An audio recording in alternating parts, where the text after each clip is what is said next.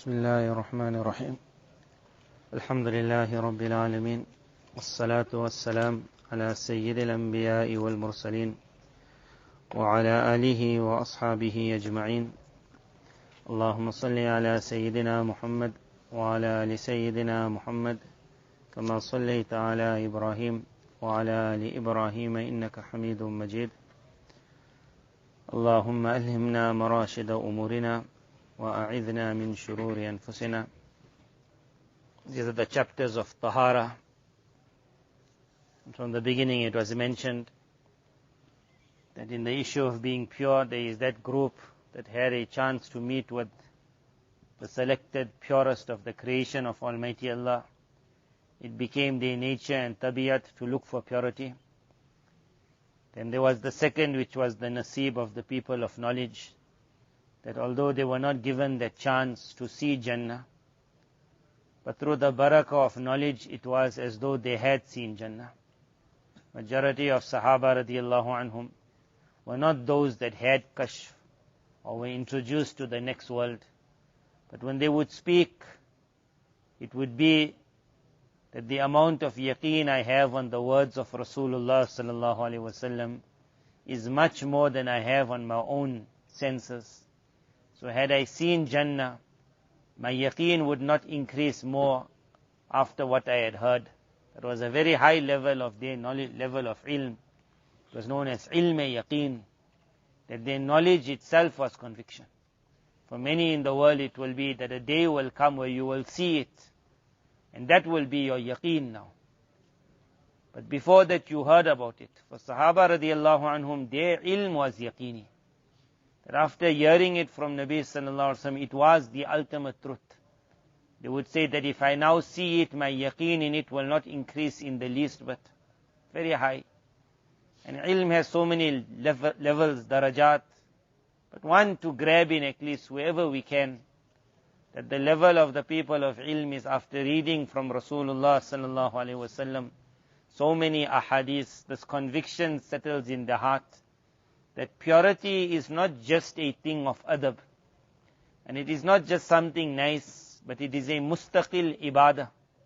It is something that I run behind, because if I can make my outside pure, it will pull towards me the angels and it will push away from me the shayateen. So we spoke of the chapter of wudu in detail, and thereafter we mentioned miswak was part of wudu. But ulama made sure that they brought a separate chapter, and when you look at the ahadith, there was a separate mention of the amal of miswak, which was separated from the wudu. For which reason, the mahal of miswak was not only in the wudu. If a man made the miswak before the wudu, Nabi sallallahu alayhi wasallam said, "Inda kulli wudu'in," whenever you make wudu, let there be a miswak. Then he said, "Inda kulli salatin." Inda kulli salatin was to mean that there will be certain times when you're going to perform salah, but you don't find the need to make another wudu. Most likely you got wudu already. And it's not so easy how we have water today, that you walk past the wudu khana and then the masjid comes. In the past it was never like that. You will go to certain countries up till today.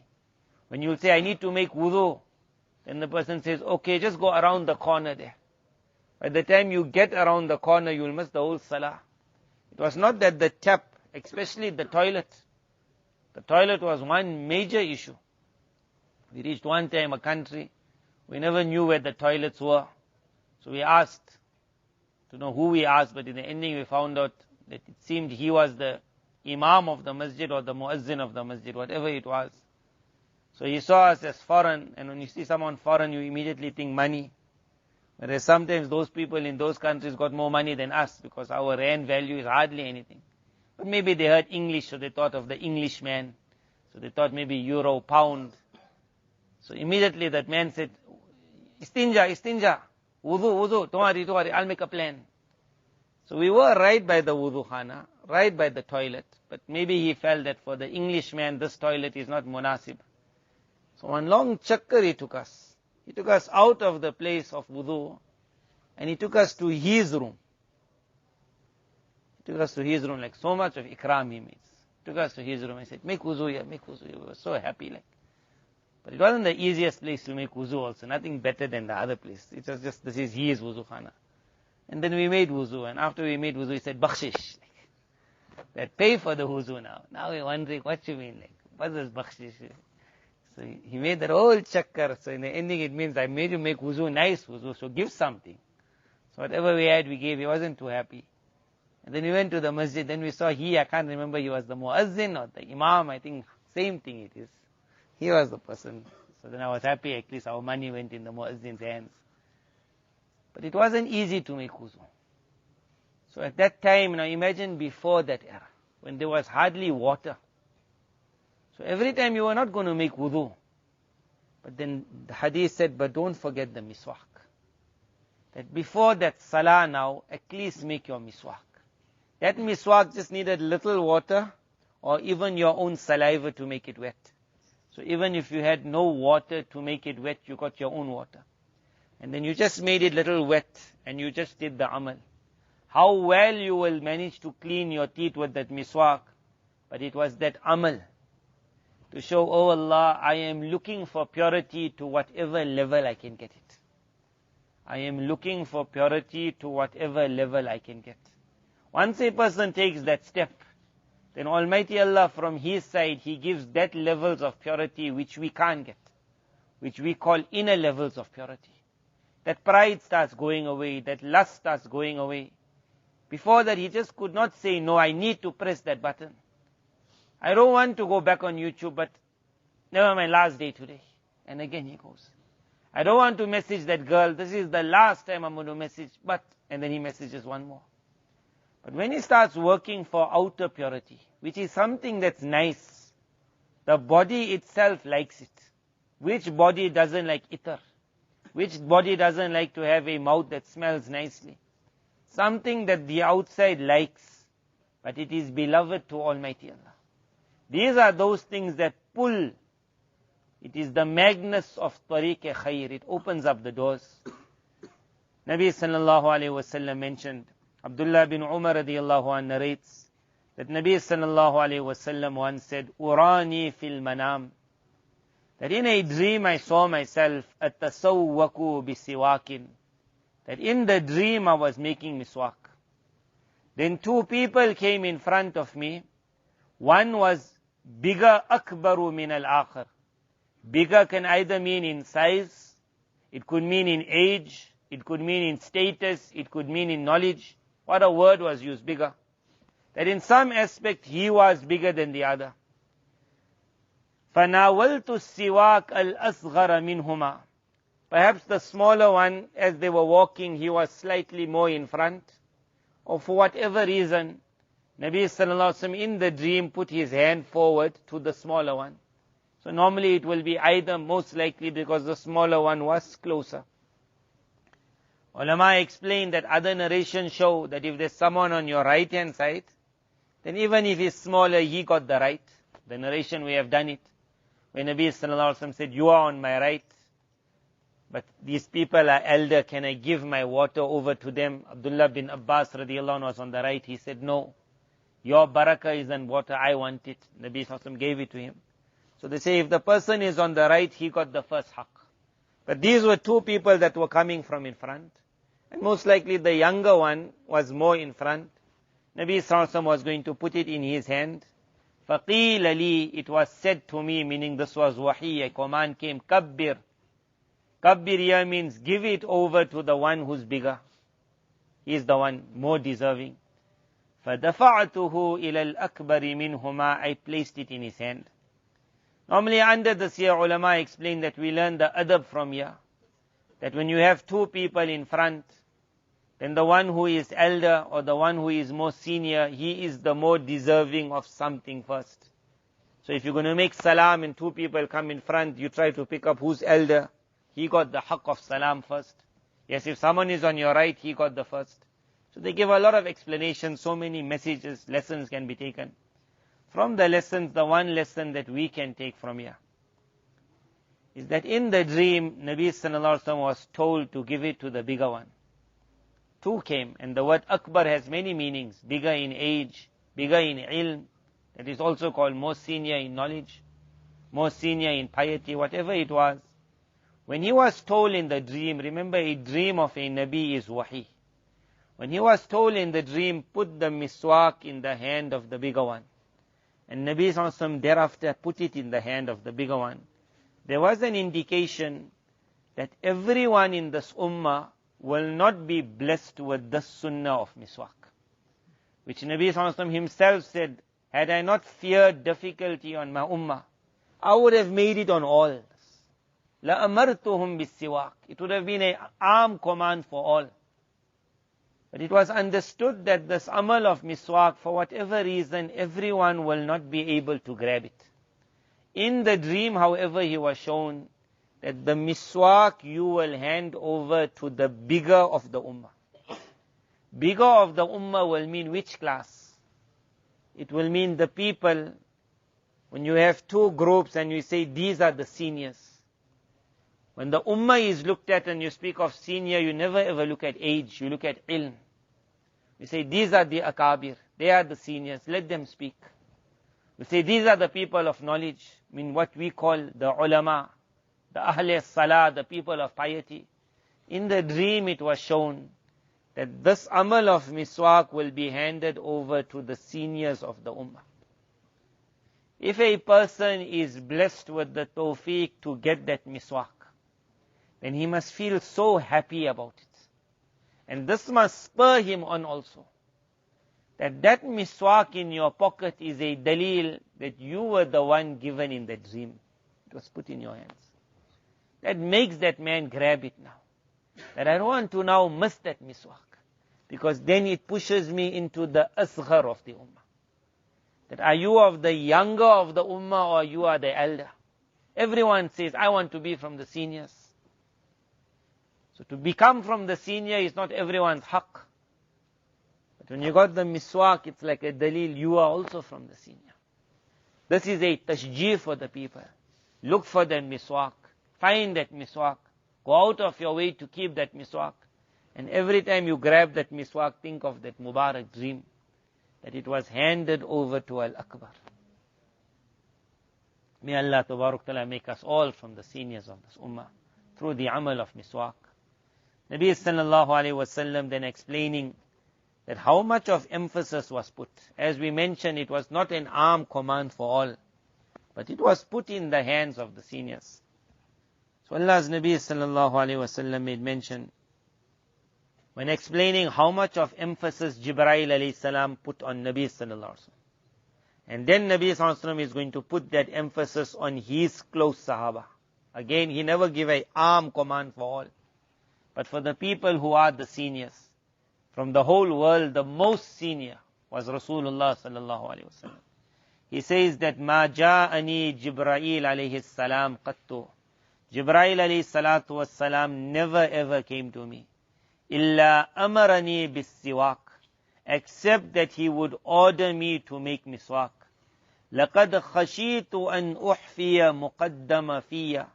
He said, a time came that I feared that perhaps the front of my mouth, meaning these front gums, I will start going into it. Meaning I will start digging into the gum on account of how much I would make that miswak when I knew that Jibreel alayhi salam is coming. Meaning normally, example, if you got a teacher who's very strict, and he doesn't want to see one paper in the class, and he came one time and he saw something and he became very upset and he just walked out. Then the students understood he likes everything very, very neat. So they say now we would fear when we knew he's coming, now we would start looking around. And even that one paper on which I was writing, I was scared, what if he sees this one, I hid that one. Nabi Sallallahu Alaihi Wasallam said that when Jibreel alayhi salam was anticipating his coming, I would start making so much of miswak that you overdo it. That perhaps I will even hurt the gum, because Jibreel alayhi salam must not come and still he says, did you make miswak? Remember, an angel is very, very, very pure, extremely pure. And the imam of the angels is Jibreel alayhi salam. So his level of purity is the highest that creation will ever understand. And above that is Almighty Allah, which is known as the Zat of purity. Jibreel alayhi salatu wassalam would be very, very what we will call nazuk, extremely delicate in every point. The one narration, Nabi sallallahu alaihi wasallam said to Jibreel alayhi salam, I was waiting for you, but you never came. Jibreel alayhi salam explained, we don't come where there are pictures, we don't come where there are dogs. Very brittle their nature, very delicate their nature. Who to come to, who to stay away. Everyone wants, I wish the selected angels can be mine. They can be around me, they can be with me. The more purer the person of this ummah becomes, the greater jamaat of angels become his. Their nature is nazuk, their nature is delicate, their nature is what we will say brittle. They move away very fast and they get attracted very fast. The more a person can get haya, modesty, the more a person can get purity, the more a person can be clean, then they will be pulled towards. And the more a person loses it is how they go away from the person. In the issue when getting married, a person says that I want to know what's jaiz, halal. Don't tell me what is best. So normally it is told to him that when you get married, law things are halal. But remember, in that few minutes of halal, do what you have to do, but as quick as possible, bring the angels back in your life. Because there are certain times now you're going to be very open. A friend asked that in the house now, is it anything wrong? Because he heard perhaps in one program I mentioned that when satar is open, then the angels pull back. So he mentioned that in my house now, it's only going to be me and my wife and maybe the children. There's no man. So first I explained that in front of the children also the satar shouldn't be open. So I said a woman also, she got a certain satar that must be covered. And then the man has a certain satar. Then he explained, okay, now in the bed, not when we're having relationships, but a person is sleeping, it's hot. So now he likes to wear shorts. He says, is there anything wrong with that? So I said, if you're covered, he said, no, but at night it gets very hot, so the covering also comes out. So then I said to him that, you know, the farq between shorts that covers the satar and doesn't cover, it's only about one hand. It's only that one or two hands that are going to get extra cold or extra hot. I said, when you're sleeping, definitely you want the angels to be with you. But their nature is such that if you're not dressed appropriately, they pull away. So every person has to see how much haya he wants in his life. The more you want the angel, the more you will work for the angel. And the less you want the angels around you, it's your life, it's your privacy, and unique the angels are. They give every man his privacy. That we don't intrude on you. So when the person needs his time to be without clothing, the angels do pull back. But we need the angels very fast to say, come back in, come back in. So a person needs to dress up. So he tells his friend, just wait for me outside. But he doesn't then remain naked, keeping the friend outside. As quick as possible, he puts on clothing because he wants the company of his friend. The angels are our company. The angels are our friends. How much we can get them, that's how much we will try to stay clean. Wherever you feel you're a little dirty, forget about yourself and think about the angels. I need them, so I will go out of my way to pull them back. So that was Jibreel alayhi salam to Rasulullah sallallahu alayhi wasallam. Rasulullah sallallahu alayhi wasallam then to the ones that were close to him. Anas radiallahu anhu was his selected khadim. Now you will remember Nabi sallallahu alayhi wasallam's nature now becomes the nature of Jibreel alayhi salam. Extremely pure. Because of which in front of Rasulullah sallallahu alayhi wasallam, if there's any odor, any smell, then he also feels it difficult. His nature becomes so pure. So he would love his khadims to be also very pure. Anas radiallahu anhu was the special khadim of Rasulullah sallallahu alaihi wasallam. Nabi sallallahu alaihi wasallam's nature was also such that if somebody else had to come, he was a villager. He was working in the village. He never had time to make wuzu, to have a ghusl. He would be perspiring. Nabi sallallahu alaihi wasallam would make bardasht. He would make sabr. He would definitely get that smell or that odor. But he would never shout that person. He would give targheeb. How nice if people use itar. When it was overdone and too much were in the masjid and that odor was not good, at that time Nabi sallallahu alaihi wasallam gave a command. On the day of Jummah, no one must come, unless a ghusl is taken. But otherwise, on the normal occasion, he never. But his group of those around him, Anas radiallahu anhu was his selected khadim. For Anas radiallahu anhu, he was not going to say that had I not feared it difficult, I would have given you the command for miswak. For his khadim khas, he was going to say, I give you the command. He said, you are not everybody else, you are mine. Just like how Rasulullah sallallahu alaihi wasallam wanted that his special khuddam must always make miswak. Muhaddiseen, it is explained that why they are so close to Rasulullah sallallahu alaihi wasallam. It is said because although they are not in the suhbat of the Rasul of Allah sallallahu alaihi wasallam, but they are in the suhbat of his words day and night. They are hearing that word Rasulullah sallallahu alaihi wasallam more than anyone in the world. So just like how the khadim was told, you have to hold on to miswak, you not the rest. Similarly, the talib of ilm, especially as you come closer to the ahadith of Rasulullah sallallahu alaihi wasallam, that dars must be a dars of purity. Because now I am the khadim of my Rasul. He is in front of me speaking, and I am his student listening. So I will have very expensive itars if I can afford it. Again, when going for itar, try to go away from perfumes and come back to itar. Because in perfume, the question will always be that it writes alcohol. So I want to know, is this alcohol the permissible alcohol, not the permissible? Does it go up into the air? Does it stay on the clothing? Well, all that story on one side. The issue will be, I'm not putting on deodorants so that my friends can say, hey, wow, you got a good smell. I am putting on something to make my Nabi happy with me. I am putting on something to pull angels towards me. Just like how my own nature is such, when I hear the word alcohol, I just feel a little bit upset. Although later on I'll say, no, this alcohol is allowed. We can understand sometimes the angels also might have that nature. So nothing is wrong with it. But let us come on to, especially when you are the students of knowledge. Let's put something on Hazrat Shaykhul Hadith, Moulana Muhammad Zakaria Rahimullah. He loved what is known as ginger beer. Ginger beer.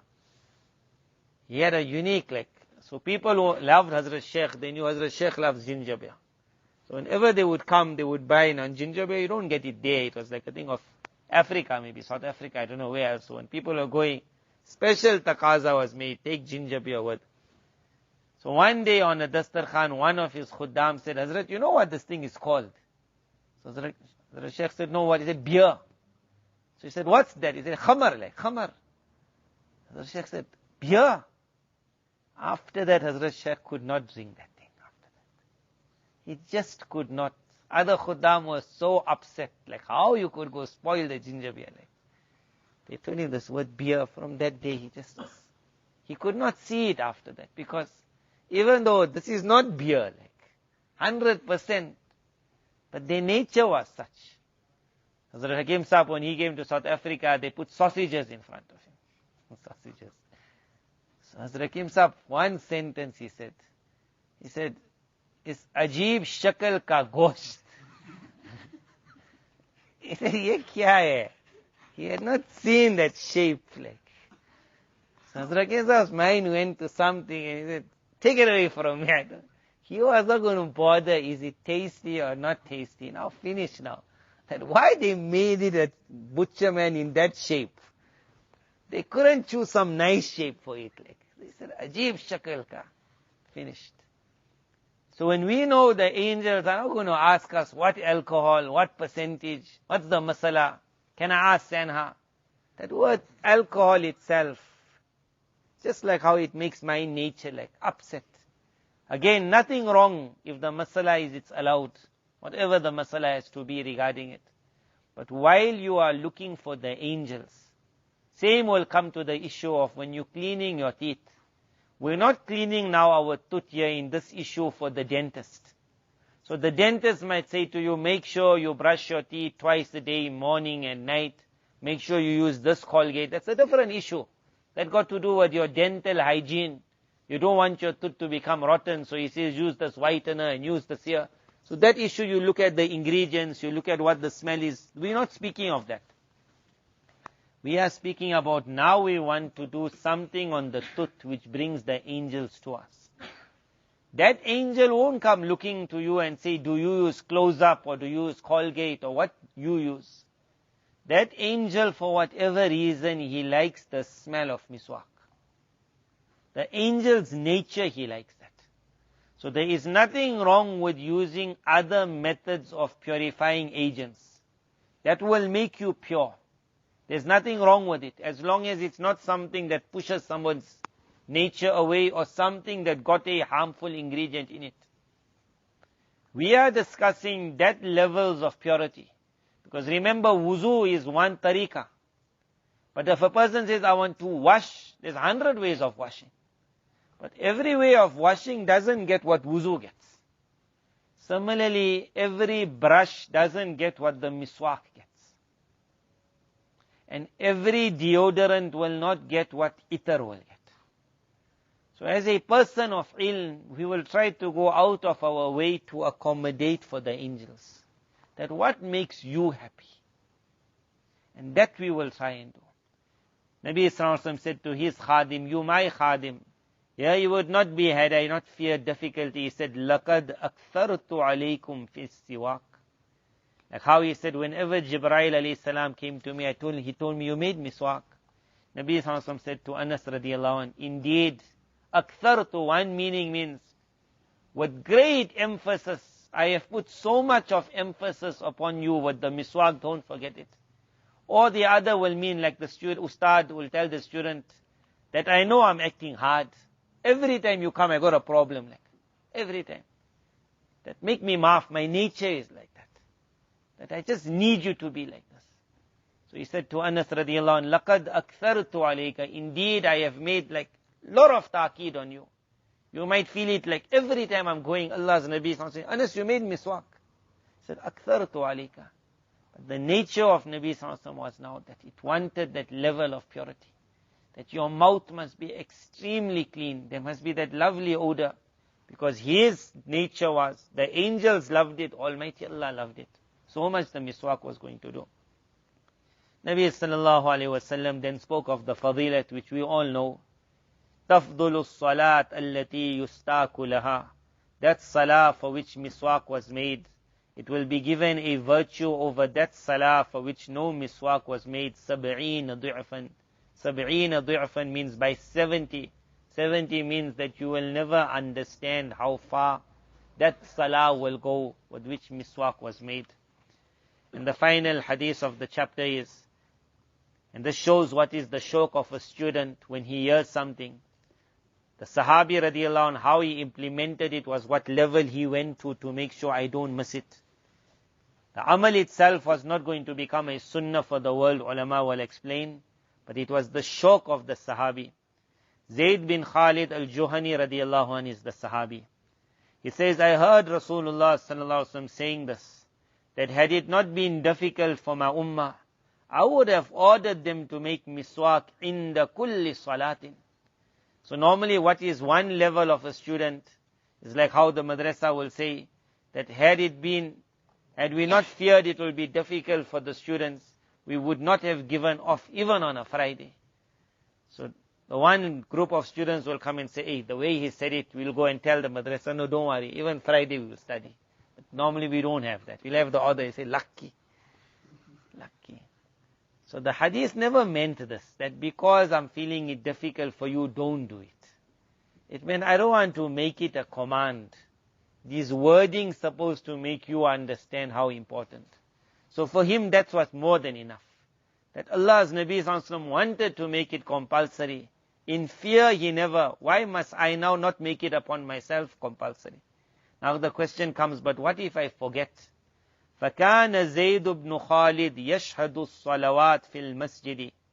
When he would come for every salah, to ensure that he doesn't forget this amal of miswak, وَسِوَاكُهُ عَلَى أُذُنِهِ مَوْضِعَ الْقَلَمِ مِنْ أُذُنِ الْكَاتِبِ.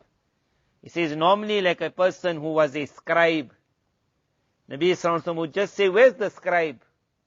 Wahi had just come. Remember, it's not like South Africa, where everything is by you. If you don't have your pen at that moment, that scribe can't say to Rasulullah sallallahu alaihi wasallam, let me go get my pen. He was needed there and there. Their clothing was not like our clothing today. You make it according to what you need, how many pockets you need, where you need the pocket, what you want to put in. Their clothing was ma ittafaq. If a piece of material came, that was their clothing. If they could get a pocket in that clothing, Mubarak, otherwise there was no pocket.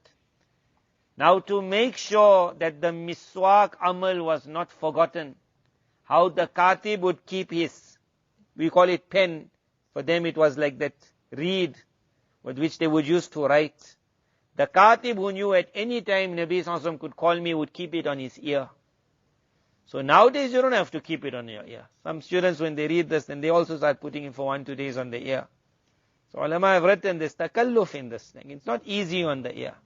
But for that person who had nowhere else to put it, he would keep it on his ear because he knew my job is, I can be called at any minute to start writing. Immediately find my pen, it's sitting on my ear. Zayd bin Khalid radiallahu anh, he kept his miswak on the ear. And the Sahaba radiallahu anh would say, La yaqumu ila salah. Whenever we would find him standing up for the salah, now the thing on the ear, you always feel it, you can't forget it. Immediately, illa istanna, he would take it to make the miswak, and then he would put it back by his ear. And then he would go for the salah. It never mean that he had to come in the saf, and then when the iqama was taking place, then from his ear, whenever he was making the move towards the salah. Because obviously when you will make miswak, then you will want to spit. The masjids were not like our masjids today. You will understand it if you go to other countries. The masjid is a small area. Outside is sand, outside is grass, outside is pebbles. Now as you're going towards the masjid, he's quickly making the miswak. There's no water, as I told you, not like our time. We have a wuzu khana.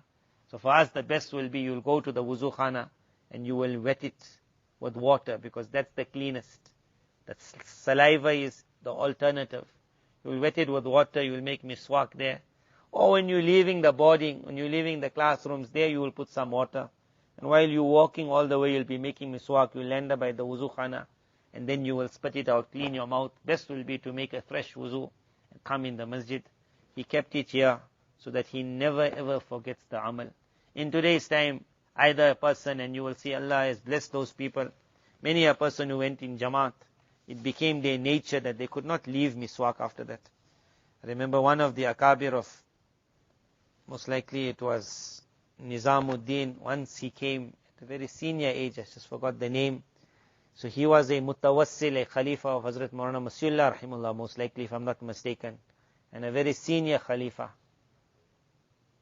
And one of the reasons why he became munsalik, joined the work of tabligh, and he became like full for the work of tabligh was, he was sitting once and making wudu, and the other person sat next to him, and that person felt. And then he said, Ish, I don't have my miswak. So normally this is a natural reaction of fadail. When you hear fadail, lot, you become more stronger than the one who doesn't hear fadilat. So an alim normally knows that without a miswak, you can use your fingers also. And there is a narration also, that the fingers will suffice for the miswak. But what it meant was that, not that now make your fingers suffice, means at the time when you don't have, then at least make sure if you don't get full loaf, do something at least. So the fingers then will suffice. Using your fingers, your thumb and your index fingers, try and clean your teeth to whatever extent. So he just said to the person that now if you don't have a miswak, like, just use your finger. And for that person is, how can I make a wuzu without a miswak? So he looked at that person's nature, and this is not a great alim, but because he had heard that fadilat so much, it overtook him. Like he said, look at this person. He got more shock of the miswak than even me. Whereas I'm the alim. And that they played on his mind, and after that also then he became munsalik to the work of tabligh. That one amal. So much of that shock, I must not miss my miswak. May Allah Tabarak Ta'ala grant us that level also. But whenever the salah is going to take place, the thought must be there. A salah without a miswak, no, it can't happen for me. So for what you do after that, so what I mentioned, those many who went in tabligh, in Jamaat, they would find everyone with the miswak. So they would come back, you will see they'll make certain kurtas also. I saw one person with 2 slits in his, what is called pocket. 2 compartments. He said, one compartment is for my pen and one for my miswak. I said, Mubarak like to you. So they'll keep it there. Other people will feel a little funny because it's always sitting out there, the miswak, and it's not so like neat always. Especially if they're married and the wife says, don't put that like in that manner. Then you put it in your pocket, wherever you put it, Allah has given us lot nowadays. Now one friend I know, in his pocket, if he puts his hand in, everything can come out. Everything. How he put so much in that thing, everything. So there is place in our pocket for the miswak. May Allah Ta'ala give us the shawq of Sahaba radiallahu anhum. How they understood, لَأَمَرْتُهُمْ بِالسِّوَاكِ, had they not found it difficult. We are the khas khadims of Sharia. May Allah Ta'ala make us how Sahaba radiallahu anhum grabbed this amal and how it was put in the hands of the big of the ummah. May Allah Ta'ala make us those big. May Allah Ta'ala grant us tawfiq that not a single salah goes except that miswak was made for it. Wa akhiru da'wana alhamdulillah.